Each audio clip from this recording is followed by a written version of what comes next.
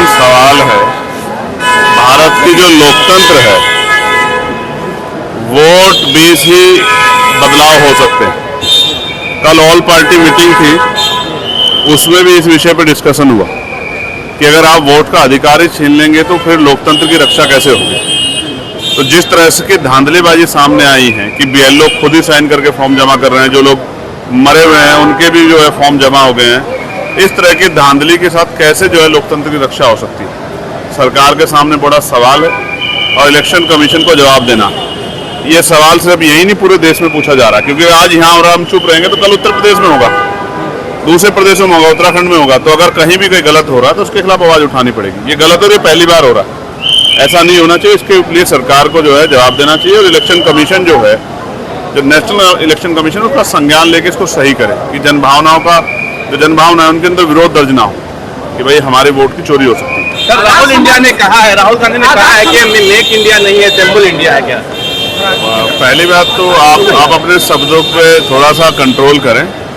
India जो है बहुत बड़ा है, किसी एक पार्टी, दल, एक संगठन से इंडिया के बारे में नहीं कहा जा सकता। मैं आपको बस स्पष्ट कहूँगा कि सभी पार्टियों के अपने अपने मत है। आज़ाद समाज पार्टी इस मत के साथ है कि बिहार में 58% युवा है और सबसे ज़्यादा जो है पलायन यहीं से होता है। आप देश के किसी कोने में चला जाओ, यहाँ का नौजवान, पढ़ा लिखा नौजवान रोजगार के लिए कहाँ कहाँ नहीं भटकता है।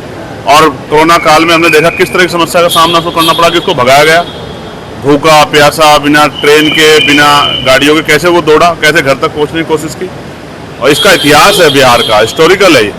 बड़ी बड़ी क्रांतियों को यहाँ से जो है जन्म दिया गया, लेकिन आज भी बिहार पीछे है। मैं भी प्लेन से देख रहा था, गंगा में जिस तरह का जो है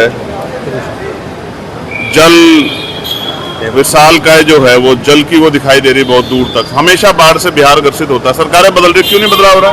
क्योंकि संकल्प नहीं है, ना रोजगार देने का, ना लोगों की समस्या हल करने का। और क्या हो रहा है आपने देखा, 5 नौजवान जो हैं वो बंदूक लेके आते हैं, हॉस्पिटल में घुसते हैं, सरेआम चंदन मिश्रा को गोली मार के उसकी हत्या कर देते हैं।